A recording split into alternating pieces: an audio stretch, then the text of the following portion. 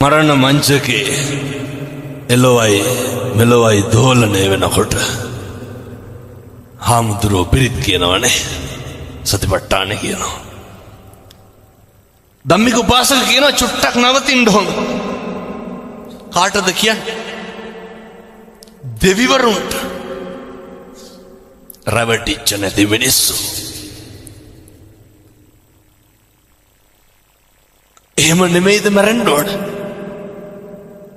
වෛරය, ක්‍රෝධය, ඉඩකඩම් හරි ප්‍රශ්නනේ ගෙවල් වල. පුදුම ඊර්ෂ්‍යාවක් නේ තියෙන්නේ. මේ පන්සලේ සිල් ගන්නවද? බණමඩුවේ. මම මේ දොස්පරොස් එහෙම කියනව නෙමෙයි. බකිරි අම්මලා කිරි අත්තලා හරි ඊර්ෂ්‍යයි.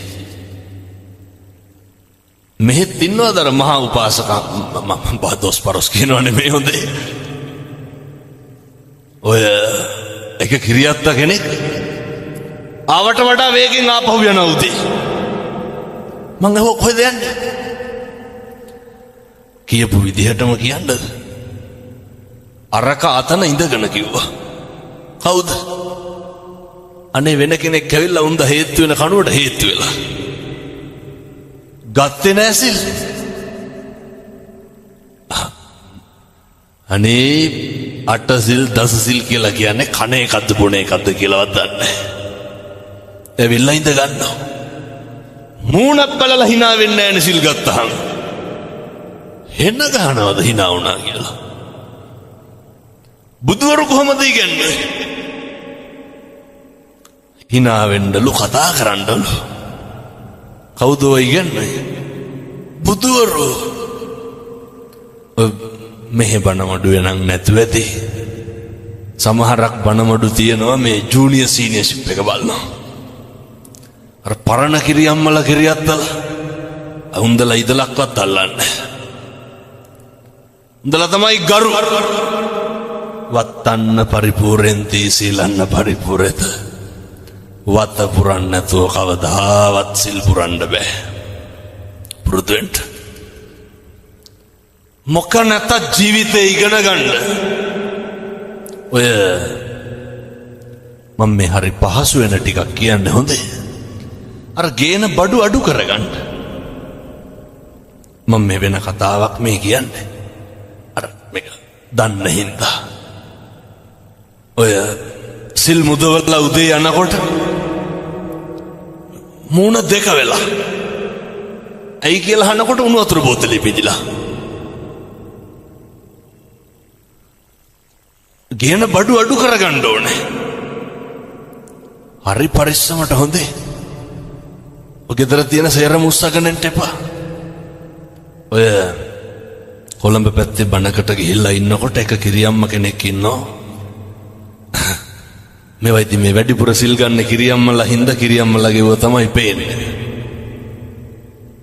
මේ දැන් මෙතනත් පේන්නේ නැද්ද මේ කුලගණ සමිතිය වාගේ. තාත්තලා තුනයි. ඔය එකර අපේ අම්මලාගේ තියෙනවනේ අර කරහර හදාන්න පොඩි පොකට් එක. අර පොඩි පොඩි අයිටම් දාගෙන ඉන්නේ. මුන්ද මේකට අත තියාගෙන ඉන්නවා. චලං ගාලා හැනවා වදිනකොට. බලනකොට රත්තරන් බඩු ටික දාගෙන ඇවිල්ලා. බයට අය මොන සීල්ද? අරකේ අත මං කිව්වා ඕකම භාවනාවට ගන්න. ඒ උන්දගේ හිත වෙන කොහාටවත් යන්නේ නැහැ. එතනමනේ. එහින්දා පුරුදු වෙන්න සිල් ගන්නකොට. සිල් ගන්න හම්බෙන්නේ හරිය හම්බෙන්නේ. එහෙම සේරටම සිල් ගන්න බෑ. එකට සංසාරේ හොඳ පුරුද්දක් තියෙන්න ඕනේ. දැන් මේ තරුණ මහත්තුරු මේ බණ කියවන්නේ. දැන් මට ආරාධනා කරන්නෙම තරුණයෝ. මේ දඩබ්බර තරුණයෝ. මේ ඒ ගෙවල් වල අම්මලා කතා කරලා කියනවා හාමුදුරුවනේ අපිට හිතා ගන්නවත් බෑ. කොල්ලට මොකද වුනේ කියලා. ඇයි ඒ? මේ හිටියඩිය බණලා ඇස්ති කරනවා. තරුණයන්ට තේරෙනවා තේරුම් ගන්න ඕන මොකක්ද කියලා. මං මේ වෙනකන්වත් කිව්වද රුපියල් 100ක් වියදම් වෙන වැඩ. පින් සල්ලිත් එක්ක කරන්න බෑ. පුළුවන්ද? බෑ. මේක මිනිස්සුන්ගේ ආදරයත් එක්ක කරන්න ඕන එකක්. අපි හදන්න ඕනේ. අපේ ඉවසීම තුළින් ඇති වෙන්නේ මොකක්ද? අනේකට ගරු කරන චරිතයක් පුරුදු වෙන්න. පන්තියක් ප්‍රාන්තරයක් ભેදයක් කුලයක් නැතුව අනේක එක්ක හොඳට hina වෙන්න. හොඳට කතා කරන්න. කවදාවත් උද්දච්චකම් තියාගන්න එපා. රස්සාව නම්බුව වංශේ විශ්‍රාමය කුලය මාන්නකාරකම බලපුලුවන්කාරකම ඒවා අද ඉඳන් අයින් කරන්න. මේක හරි සැහැල්ලුවෙන් ඉන්න. මේක හරි ජීවිතේ කොහොමද බුදුහාමුදුරු ගන්නන්නේ තියාගන්න කියලා. උන්වහන්සේ අපිට දේශනා කරන්න කෛරා තේතං පුනප්පුන නැවත නැවත සිහිපත් කරන්නට මොකක්ද? සුඛෝ පුඤ්ඤස්ස උච්චයෝ. මේ කරපු පින් නැවත නැවත සිහිපත් කරන්න. එතකොට මේව වර්ධනය වෙනවා. මේ අර සබ්බ පාපස්සා කරන ඒ සනාතන දහම කුසලස්ස උපසම්පදා කුසල්ම වඩන්ට සචිත්ත පරියෝදපන අපේ බුදුවරුන්ගේ අනුශාසනාවනේ. අපි දන්නව මොකක්ද පව් මොකක්ද පින්? නොදන්නව නෙමෙයිනේ. මදුරුවෙක් මරණකොට පව්ද පින්ද? දන්නවා. පව්. කෙනෙකුට බනිනකොට පව්ද පින්ද? කුණුහරුප කියනකොට පව්ද පින්ද? පව්. අපි අය මිනිමරන්නේ නැනේ. ඕවනේ අපි අතින් වෙන්නේ. දැන් ඔය ඉරිසියාව කොච්චරද කියනවා නම් මේවා නම් හෙට ඉඳන් කියන්නවත් එපා. තරුණයෙක් ෆිනෑන්ස් එකක් දාලා බයිසිකලයක් කියනවා. ගමේ අපි මොකද්ද කියන්නේ? මං මට ඇහිච්ච විදිහටම කියන්නද? අපූර්වට කියනවනේ දැන් ඕක ගෙනාවට කොහොමද ගෙවන්නේ? එක ගෙනාවේ වෙන කොල්ලෙක් නේ.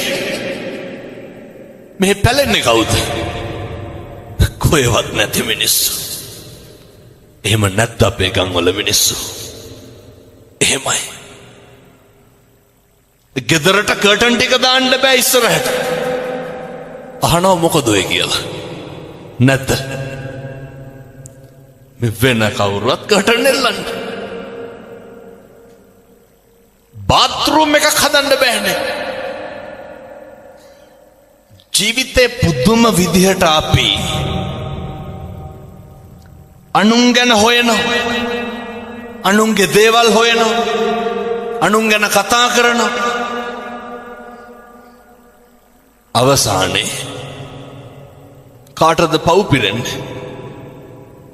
අපිට.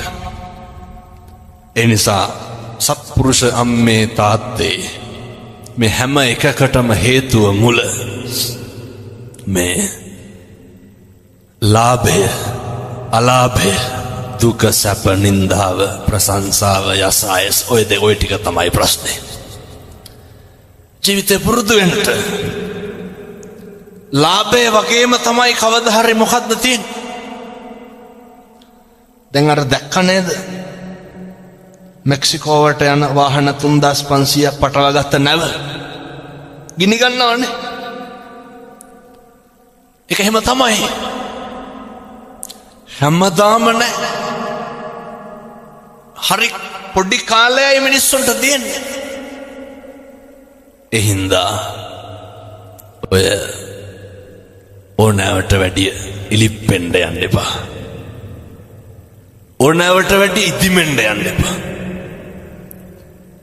ඔය බලන්න පුළුවන් තරම් මහ පොළොවෙම පය ගහලයින්ට. මහ පොළොවෙම. හැබැයි මේකත් මතක තියාගන්න ඕනේ. ඉදිමෙන එක ඉලිප්පෙන එක මිනිස්සුන්ගේ වැඩ. එහෙමයි කියලා ඔය කියන්න ඕනද? ඔය කියනවනේ අපි ඔවුන්ට ඒ කාලේ මෙහෙමයි කිරුවේ කියලා. එහෙමනම් කියන්න එපා. උදව් කරපුවා උදව් විදිහට තියන්න. ප්‍රති උපකාර කරන එක මිනිස්සුන්ගේ වැඩක්. උපකාර කරන එක ඒක අපේ වැඩ. දැන් පැය එකයි කාලක් මම මේ ටික කිව්වා. දැන් පැහැදිලිද මේ ගනුදෙනු අපි තුල විසඳ ගන්න තියෙන්නේ කියලා? මේකේ ලොකු කතන්දරයක් නැහැ. ඔය එහෙම ලොකු පූජා තියලා බේර ගන්න එකක් මේකේ නැහැ. එහෙම තියනවද? රුපියලක්වත් වියදම් වෙන්නේ. පුරුදු වෙන්න අනේකගේ දුක, අනේකගේ අපහසුතාවය, අනේකගේ වේදනාව, අනේකගේ කඳුල, අනේකගේ බඩගින්න ඔය ටික අඳුර ගන්නකො. ඕවට කොහෙන්ද ආගමක්? ඕවට කොහෙන්ද ජාතියක්? අනේක අපහසුතාවයට පත් වෙන තැනදී උදව් කරන්න. අනේකගේ පීඩනය දැකලා කරුණාව දක්වන්න. ඔය පලිගන්න එහෙම යන්නේ නැහැ. අපි දන්නවා ගෙවල් දොරවල් වල අපි කියපු මොකක් හරි එකක් අහන්නේ නැතුව කෙනෙකුට වරදිනවා. අපි දුක් වෙනවද සතුටු වෙනවද? මොකක් කියලාද සතුටු වෙන්නේ? ඕන් අපි කිව්ව ඇහුවේ නැහැනේ. දැන් කරගත්තාවේ කියන්නත්. ඇයි එච්චර කුරිරු වෙන්නේ? ඕකයි තියාගන්න එපා. ඒක වරදිනවනේ මිනිස්සුන්ට. හෙට අපිට වරදින්න පුළුවන්. නිරන්තරයෙන් හිතන්න මේ ලෝකේ හැම එකක්ම වෙනස් වෙනවා. පැහැදිලිද මේ අම්මලාට තාත්තලාට මම කියන එක? මම මේ හරි කරුණාවෙන් පින්නතුනේ මේ ටිකද කියන්නේ. ඇයි මේ අසනීපේ තියාගෙන කිලෝමීටර් 500ක් විතර තියෙනවා. දැන් යනකොට පාන්දර එකවත් වෙයි. අය මං හෙට උදේ බණට යන්න එපැයි. හරි සද්භාවයෙන් දේශනා කරන්න. ජීවිතේ පුරුදු වෙන්න මේ ටික ගෙදරම විසඳගමු. තාම පන්සලටවත් ගියේ නැහැ. පවුල් මොනවා වගේද තියෙන්න ඕනේ? පන්සල් වගේ. පවුල් පන්සල්නේ. අම්මා තාත්තට ආදරය කරන්න. තාත්තා අම්මට ආදරය කරන්න. දරුවෝ ටික හොඳට හදාගන්න මම යෝජනා කරනවා. අවුරුද්දට බණ කොච්චර කිව්වත් හැමදාම මම මේ ටික කියනවා. දරුවොත් එක්ක මේක හොඳට අහගන්න ඕනේ. අද ඉඳන්වත් බැරි වෙයිද හැන්දෑවට ගෙදර බුදුන් වැඳගන්න? ඒක කරන්න. බුදුන් වඳින්න. පින් සිද්ධ වෙන්නේ නැද්ද? පින්පව් පැත්තකින් තියමුකෝ. ඒක ලොකු ආයෝජනයක්. බෝසත් දරුවෝ හදාගන්න පුළුවන්. හැන්දෑවේ ගෙදර බුදුන් වඳින්න. තනියෙන් වඳිනවා වෙන්න පුළුවන්. ඒකේ වැඩක් නැහැ. මේකට පුරුදු වෙන්න. බුදුන් වඳින්න කහට කෝප්පයක් ගිලන් පසට තියලා බුදුන් වඳින්න. මම මේ හරි සරල ක්‍රම ටිකක් කියන්නේ. හරියට මිනිස්සු මට පින් දෙනවා හාමුදුරුවනේ රුපියලක්වත් පියදම් වෙන්නේ නැතුව අපේ ගෙදර හරි සනසීමෙන් අපි ඉන්නවා. සමහර තාත්තලා පුරුදු වුණා මම දේශනා කරලා උදේට බුදුහාමුදුරුවන්ට පැන් ටික පූජා කරන්න. දැන් තාත්තා කියනවා හරි සතුටුයිලු මට කලින් පොඩි එකා නැගිටලා එනවලු. අම්මා කුස්සියේ වැඩ අම්මනේ ගෙද අම්මා අසතුටින් නම් ගෙදර වැඩ සේරම ඉවරයි. හොඳේ අම්මගේ මූණේ හිනාව නැත්තම් ගෙදර සතුටක් නැහැ. අම්මා කතා කරලා කියනවා අඬා මිනිස්සු කියන්නේ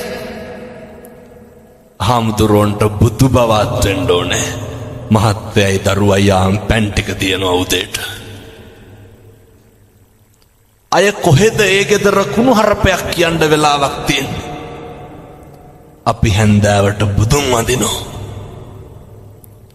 අම්මා කිව්වලු තාත්තට මේ මිනිස්සු මට පින් දෙනවා හරියට.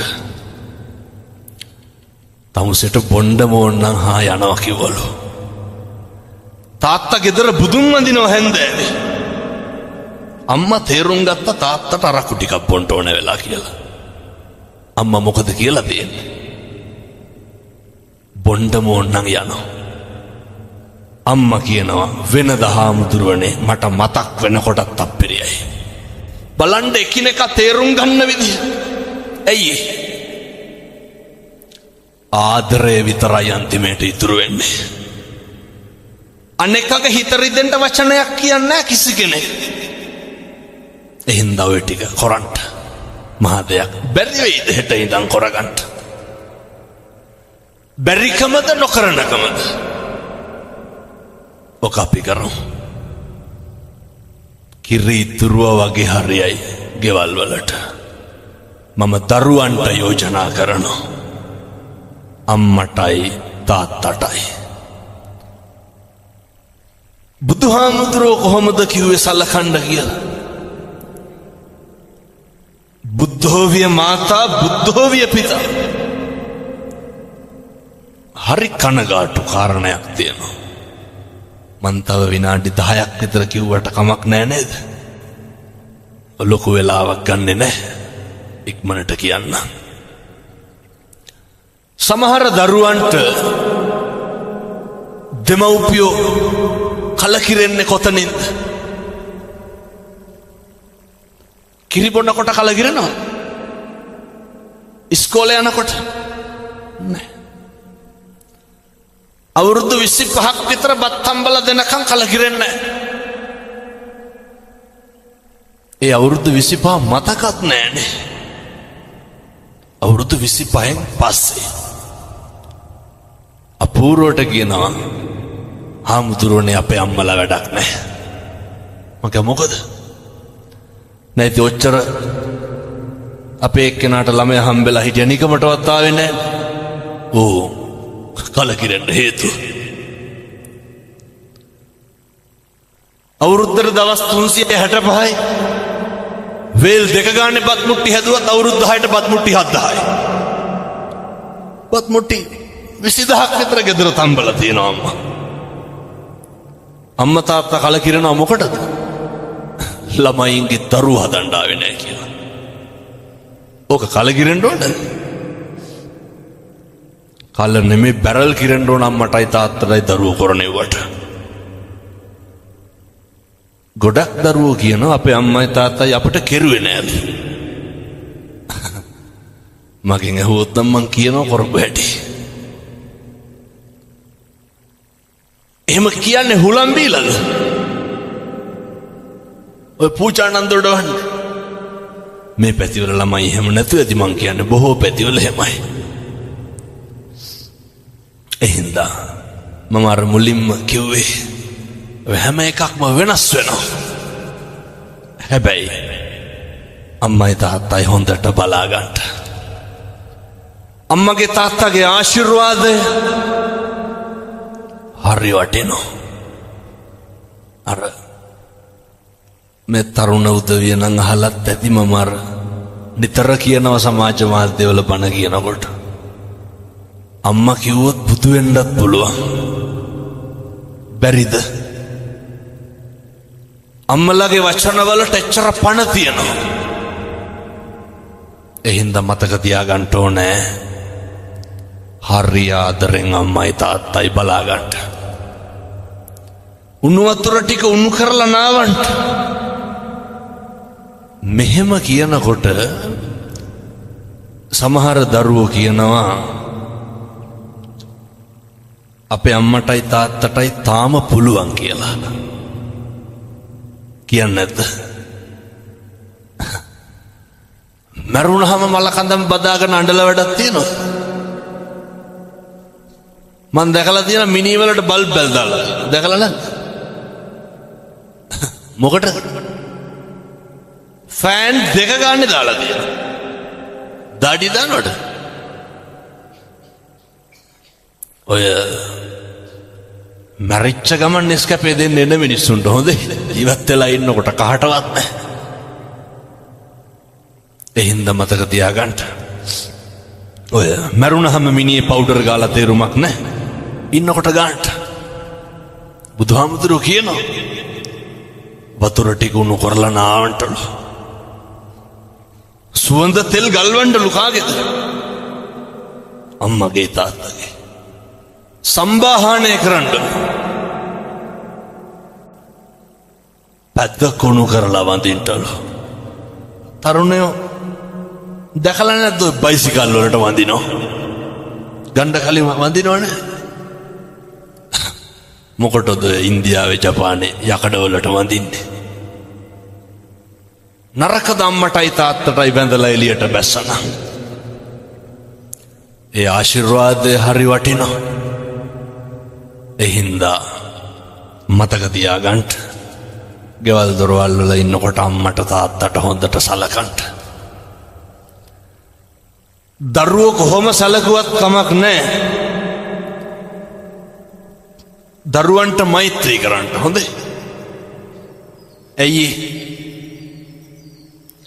ඒ මෛත්‍රී කරන එක ආනිසංසය කාටද? ඒක හරි තියනවනේ.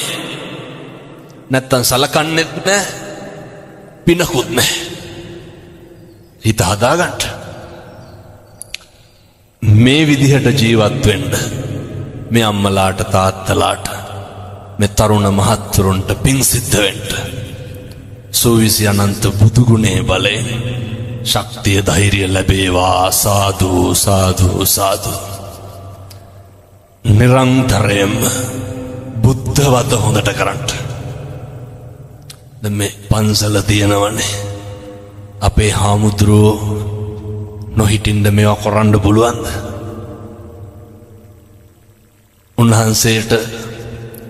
උන්වහන්සේ මේ පන්සලට කරන ටික ගෙදරට කෙරුවා නම් එහෙම